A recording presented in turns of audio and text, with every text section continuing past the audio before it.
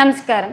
వారం రోజుల వార్తా విహంగం జిల్లా సమాచార తరంగం జేకేసీ వీకెండ్ న్యూస్ కు స్వాగతం. నేను శ్రావణి సంధ్య. ఇక వార్తల వివరాలు చూద్దాం. క్రీడలతో యువతకు ఉజ్వల భవిష్యత్తు లభిస్తుందని శ్రీకాకుళం శాసనసభ్యులు గొండు శంకర్ అన్నారు. 68వ ఏపీ ఇంటర్ డిస్ట్రిక్ట్ బాస్కెట్బాల్ పోటీలను శ్రీకాకుళంలో ఆయన ప్రారంభించారు. క్రీడలతోనే ఉజ్వల భవిష్యత్తు ఉంటుందని, క్రీడాకారులు క్రమశిక్షణతో మెలిగి ఉన్నతంగా ఎదగాలని శ్రీకాకుళం ఎమ్మెల్యే గొండు శంకర్ అన్నారు.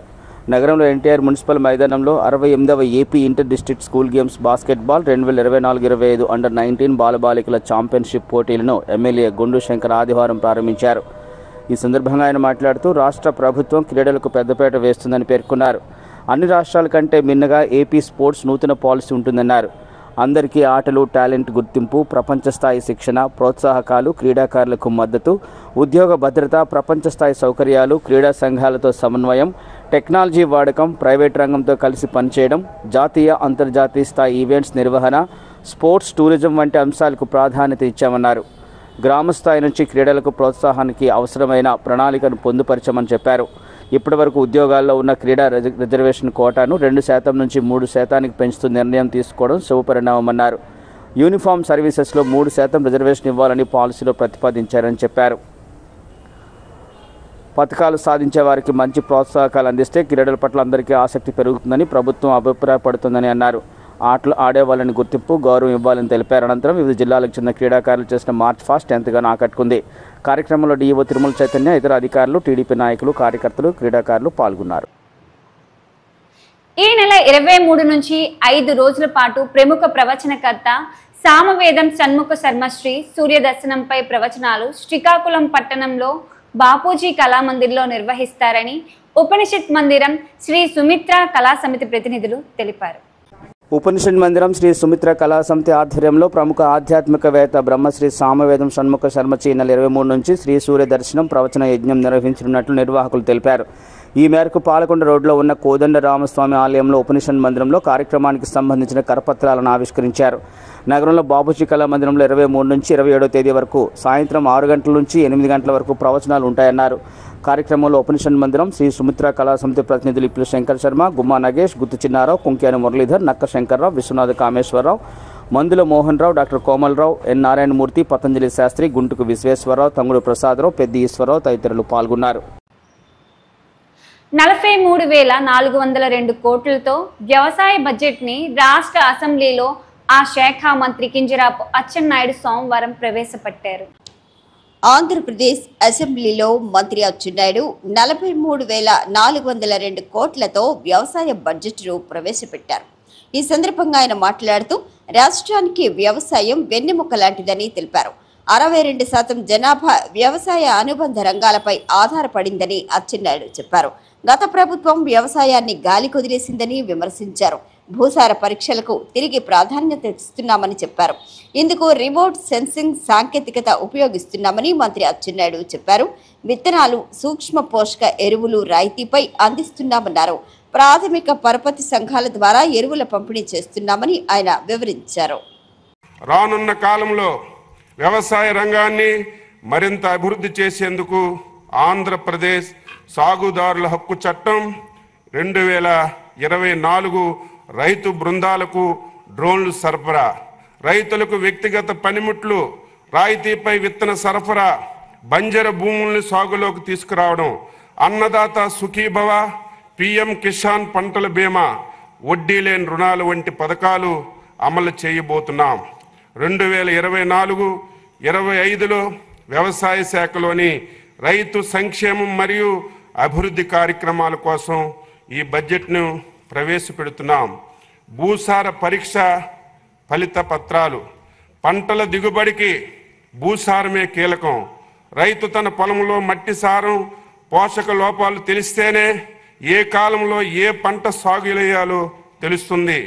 ఇలా మట్టి నమూనాలను విశ్లేషించి ఆ మట్టిలో పోషక లోపాలను తెలియజేసి మంచి దిగుబడి సాధించడానికి తీసుకోవలసినటువంటి చర్యలను ఈ భూసార పరీక్ష ఫలిత పత్రాల ద్వారా సూచిస్తాయి.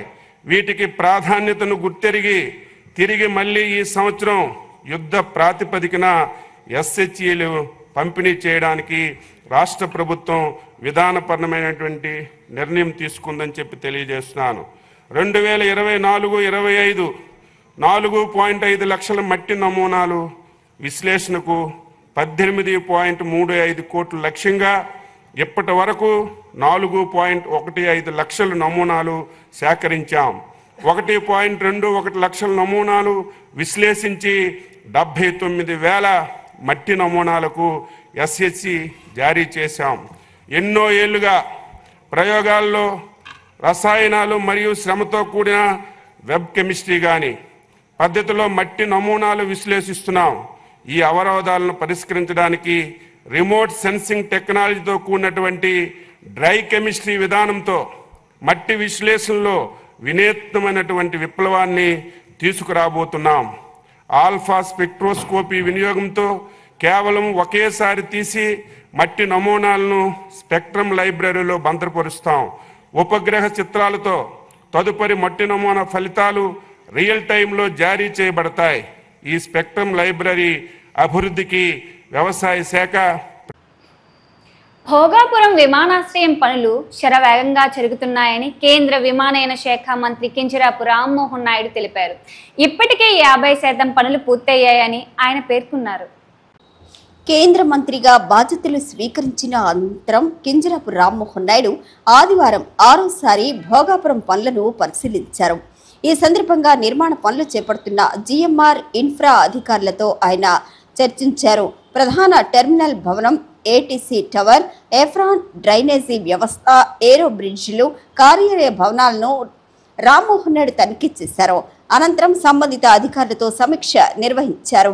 గత 4 నెలల్లో పనుల్లో కీలక పురోగతి సాధించామని, 50% పనులు పూర్తయ్యాయని ఈ సందర్భంగా జిఎంఆర్ అధికారులు రామ్మోహన్ నాయుడుకు వివరించారు. విభాగాల వారీగా పనుల వివరాలు తెలియజేశారు. అనంతరం రామ్మోహన్ నాయుడు మాట్లాడుతూ వీలైనంత వేగంగా పనులు పూర్తి చేయాలని ఆదేశించారు. దీనికి అనుగుణంగా అధికారులు కూడా ప్రత్యేక చొరవ చూపాలని సూచించారు. భోగాపురం పూర్తి చేయటం ద్వారా ఉత్తరాంధ్రకు తలమానికంగా నిలవటంతో పాటు రాష్ట్రాభివృద్ధిలో కీలకంగా తీర్చిదిద్దవచ్చని అభిప్రాయాన్ని వ్యక్తం చేశారు. దీనికి కేంద్రంతో పాటు సీఎం చంద్రబాబు నాయుడు సారథ్యంలోని రాష్ట్ర ప్రభుత్వం కూడా సహకారం అందిస్తుందని స్పష్టం చేశారు. ఈ పరిశీలనలో ఆయా శాఖల అధికారులు, సిబ్బంది పాల్గొన్నారు. భారతదేశానికి యువతే అత్యంత బలమైన సంపదని జిల్లా కలెక్టర్ స్వప్నిల్ దినకర్ పేర్కొన్నారు. హెచ్ఎల్ అంబేద్కర్ విశ్వవిద్యాలయంలో నెహ్రూ యువ కేంద్రం ఆధ్వర్యంలో ఏర్పాటు చేసిన యువజన ఉత్సవ్ను ఆయన మంగళవారం ప్రారంభించారు.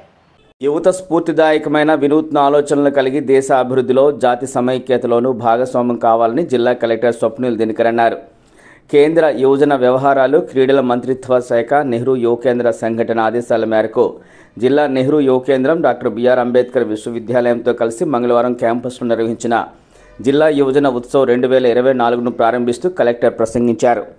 కేంద్ర ప్రభుత్వం లక్ష్యమైన వికసిత భారత్ 2047లో యువతతో పాటు అన్ని వర్గాలు చురుకుగా పాల్గొని దేశ విశిష్టతను పెంచాలన్నారు.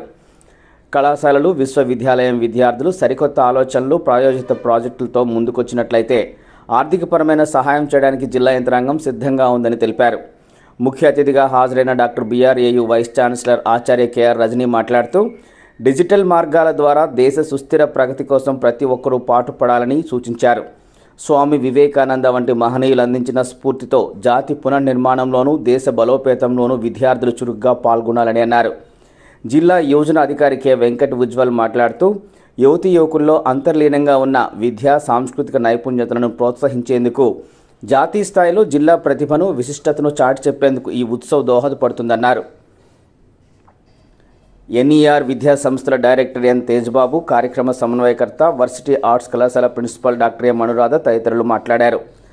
రెక్టర్ ఆచార్య బి అడ్డయ్య, రిజిస్ట్రార్ ఆచార్య P Sujatha, Setsree CEO B V Prasadarao, జిల్లా పర్యాటక అధికారి ఎన్ నారాయణరావు, జిల్లా సమాచార ప్రజా సంబంధాల అధికారి చెన్నకేశ్వరరావు, యూత్ క్లబ్ వ్యవస్థాపకులు ఎం ప్రసాదరావు, వర్సిటీ కళాశాలల ప్రిన్సిపాల్లు ఎస్ ఉదయభాస్కర్, సిహెచ్ రాజశేఖర్, ఆచార్య చిన్నం నాయుడు తదితరులు పాల్గొన్నారు. ఈ ఉత్సవంలో భాగంగా సైన్స్ మేళా, పంచప్రాణ్, జానపద నృత్యాలు, చిత్రలేఖనం, పద్యం, ఫోటోగ్రఫీ, ఉపన్యాసం వంటి 7 కేటగిరీల్లో విద్యార్థులకు వివిధ రకాల పోటీలు క్యాంపస్ వేదికగా నిర్వహించారు.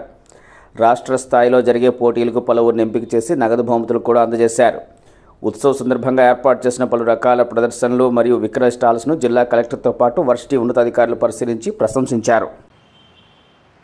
ఈ నెల 13వ తేదీ బుధవారం ప్రత్యక్ష దైవం అరసవిల్లి శ్రీ సూర్యనారాయణ స్వామివారి తెప్పోత్సవానికి సర్వం సిద్ధం చేశారు. బంగారు ఆభరణాలతో మూల విరాట్ స్వామివారి భక్తులకు దర్శనం ఇవ్వనున్నట్లు ఆలయ అధికారులు తెలిపారు. 13వ తేదీ బుధవారం కార్తీక శుద్ధ ద్వాదశి క్షీరాబ్ది ద్వాదశిని పురస్కరించుకొని సూర్యనారాయణ స్వామివారి మూల విరాట్కు పూర్తి బంగారు ఆభరణాలతో అలంకరించి బుధవారం ఉదయం 6 గంటల నుంచి రాత్రి 8:30 వరకు స్వర్ణకాంతులతో భక్తులకు దర్శనమివ్వనున్నారు. సాయంత్రం స్వామివారి తెప్పోత్సవాన్ని నిర్వహిస్తారు. ప్రత్యక్ష దైవం అరసవిల్లి శ్రీ సూర్యనారాయణ స్వామివారి తెప్పోత్సవం కన్నుల పండుగగా బుధవారం జరిగింది. ఉషా ఛాయ పద్మని సమేత శ్రీ సూర్యనారాయణ స్వామివారు ఇంద్ర పుష్కరిణిలో విహరించి భక్తులకు దర్శనమిచ్చారు. దేశంలో నిత్య పూజలు అందుకుంటున్న ప్రత్యక్ష నారాయణుడిగా పూజలు అందుకుంటున్న శ్రీకాకుళం జిల్లా అరసవిల్లి సూర్యనారాయణ స్వామి ఆలయంలో తెప్పోత్సవం బుధవారం సాయంత్రం చిరుకుల ద్వాదశి సందర్భంగా ఆలయ ఆవరణలో ఉన్న ఇంద్ర పుష్కరిణిలో కన్నుల పండుగగా సాగింది. కార్తీక మాసం క్షీరాబ్ది ద్వాదశిని పురస్కరించుకుని హైందవ సాంప్రదాయబద్ధంగా ఆదిత్యునికి తెప్పోత్సవం ఇంద్ర పుష్కరిణిలో ఆలయ అధికారులు అర్చకుల నేతృత్వంలో ఘనంగా నిర్వహించారు. తెప్పోత్సవాన్ని తిలకించేందుకు శ్రీకాకుళంతో పాటు వివిధ ప్రాంతాల నుంచి పెద్ద ఎత్తున భక్తులు తరలివచ్చారు.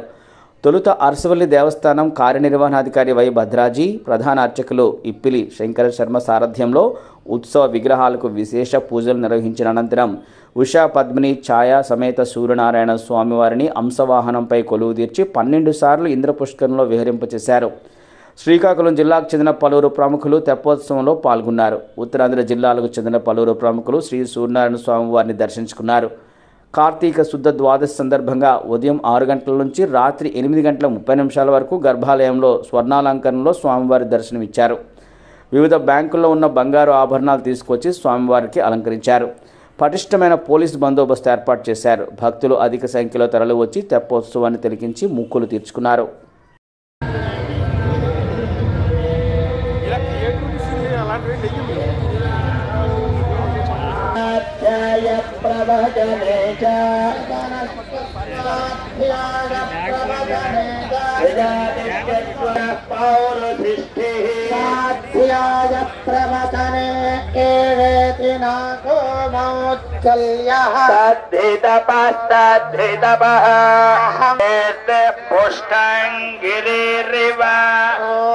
పవిత్రో వాజిని వస్వమృతమస్మి ద్రవిణగో సవర్చసం మేధా అమృతోక్షితః.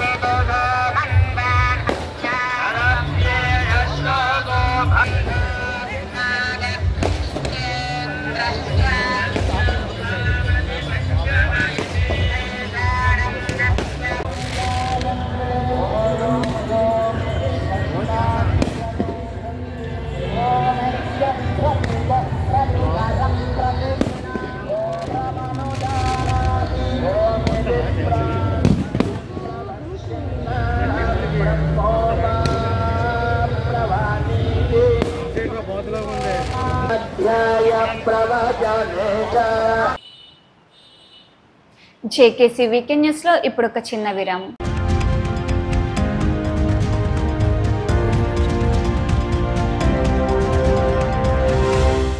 Please subscribe, like, share and comment on JKC Media.